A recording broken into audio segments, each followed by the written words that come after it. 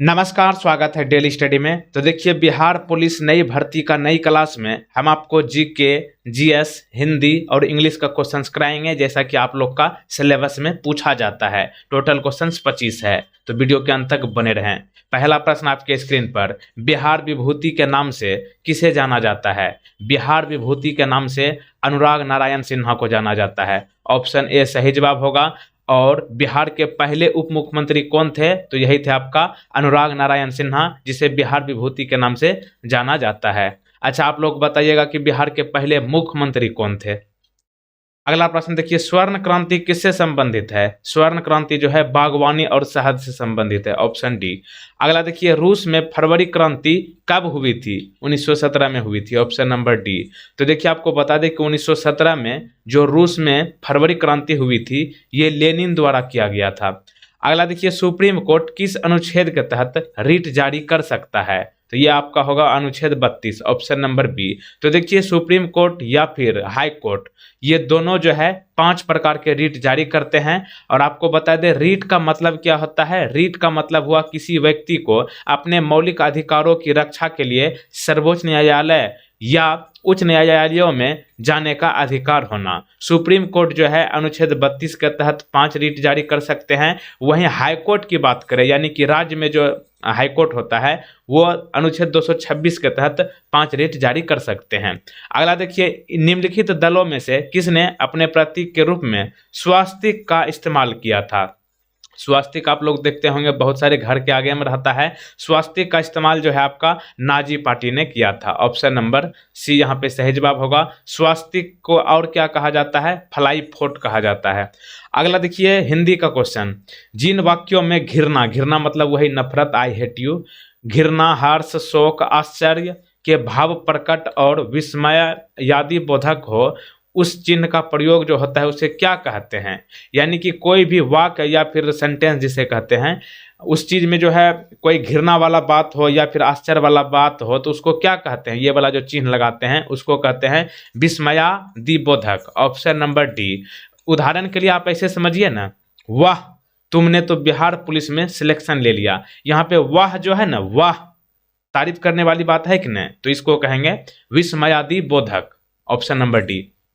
आगे देखिए, बिहार का अधिकांश क्षेत्र किसके अंतर्गत आता है? यानी कि बिहार का अधिकांश क्षेत्र जो है किस मिट्टी के अंतर्गत आता है? तो ये होगा आपका जलोढ़ मिट्टी। Option number B. और आपको बता दें कि बिहार में आमतौर पर 3 प्रकार की मिट्टी पाई जाती है, जिनमें कि पीडमोंट दलदली मिट्टी होती है, और दूसरा तराई मिट्टी होती है, और तीसरा गंगे जलोढ़ मिट्टी होती है। और पीडमोंट दलदली मिट्टी जो है धान की खेती के लिए सबसे उपयुक्त मानी जाती है बिहार में।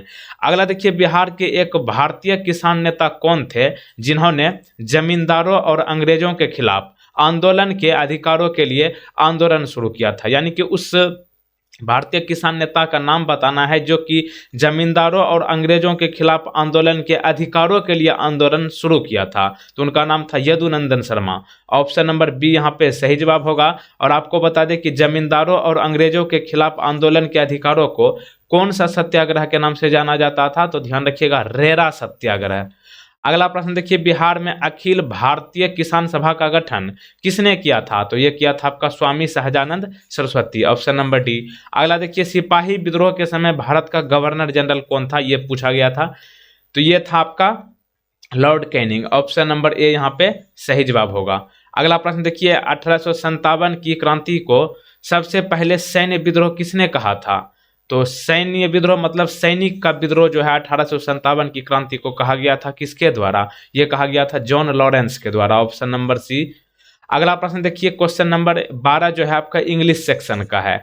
OWS4 यानी कि OWS आपको बताना है, जिसे आप हिंदी में कहते हैं ना अनेक शब्द का एक शब्द, तो वही है वन वर्ड सब्स्टिट्यूशन। मतलब अनेक शब्द का एक शब्द बताना है। वर्ड है मतलब सेंटेंस है आपका, fear of being enclosed in a small closed space. तो आप इसको अगर आप हिंदी कीजिएगा तभी आप इसको जो है आसानी से कर पाइएगा। फियर मतलब होता है डरना, इनक्लोज मतलब बहुत नज़दीक, स्मॉल मतलब छोटा चीज, और स्पेस मतलब जगह। मतलब वैसा व्यक्ति जिसे जो है छोटा जगह से काफ़ी ज़्यादा डर लगता है, उसे क्या कहते हैं? उसको कहते हैं क्लास्ट्रोफोबिया। ऑप्शन नंबर बी यहाँ पे सही जवाब होगा। यहाँ पे ऑप्शन नंबर ए को देखिए, ये है एग्ोराफोबिया, ये जो है आपका भीड़ से जिसको डर लगता है उसको कहते हैं एग्ोराफोबिया। और क्लास्ट्रोफोबिया का मतलब हो गया बंद स्थान यानी कि कम जगह यानी कि छोटा जगह से डरने वाला व्यक्ति। और जीनोफोबिया का मतलब होता है किसी अजनबी से डरने वाला, मतलब कोई जिसे व्यक्ति को कोई जानता वानता नहीं हो उससे आपको डर लग जाए उसको मतलब जीनोफोबिया कहेंगे। पैथोफोबिया का मतलब हुआ किसी को बीमारी से डर लगना।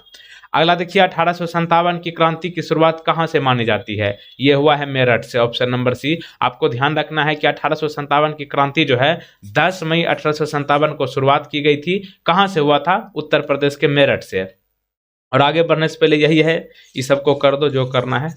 और चैनल पे नए हो तो तुरंत सब्सक्राइब करके इस बेल आइकन को क्लिक करके ये ऑल नोटिफिकेशन को क्लिक कर लीजिएगा।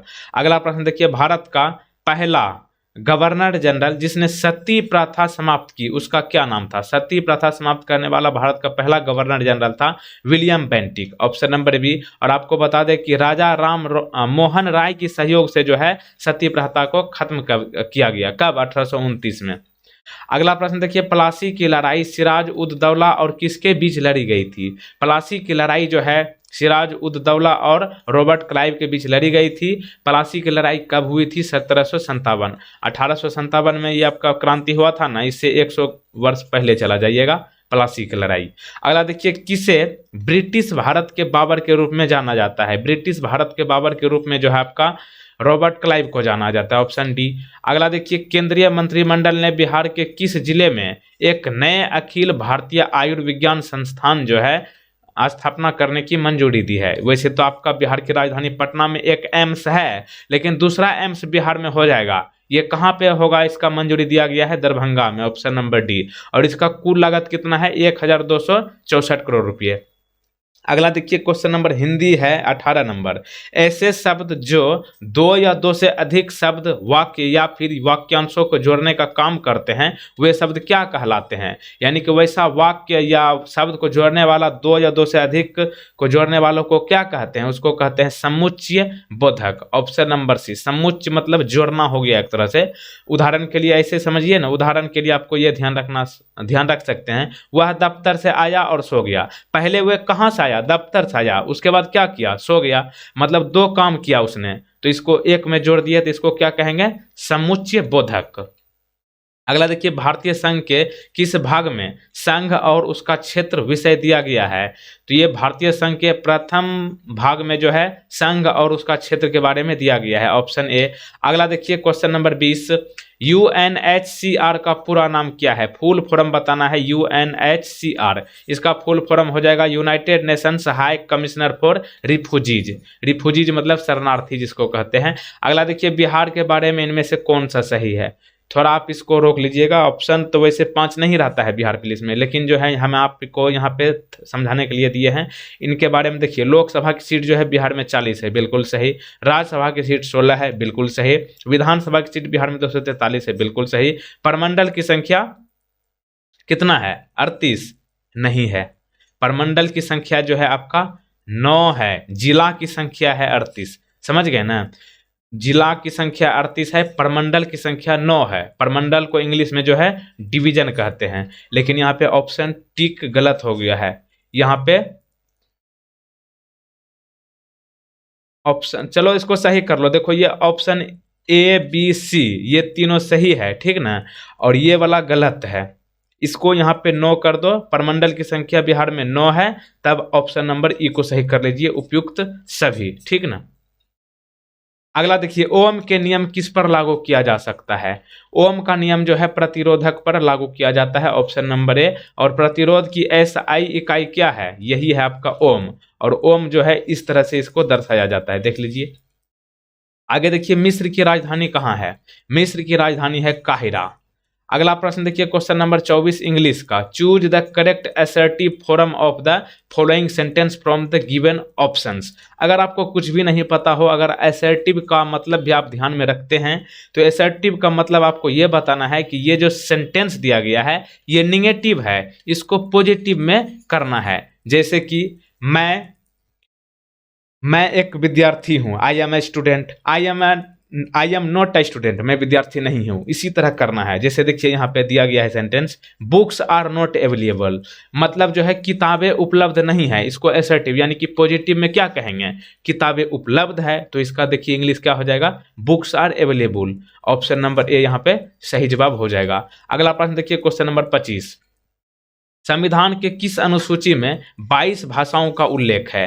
तो संविधान के 8वीं अनुसूची में जो है 22 भाषाओं का उल्लेख किया गया है। 25 क्वेश्चंस कंप्लीट हो चुका है। एक प्रश्न आपके लिए रखे हैं, बिहार दिवस जो है कब मनाई जाती है, ये आप बिना ऑप्शन के बताइएगा, ठीक ना। वैसे हम ऑप्शन दे देते हैं। चलो 1 नंबर में ले लो 11 जुलाई, 2 नंबर में 5 जून, 3 नंबर में 22 मार्च, ठीक ना, और एक और कोई ले लो 25 जनवरी ले लो। वैसे आप बताना बिहार दिवस जो है कब मनाई जाती है, देख लेना बढ़िया से, ठीक ना।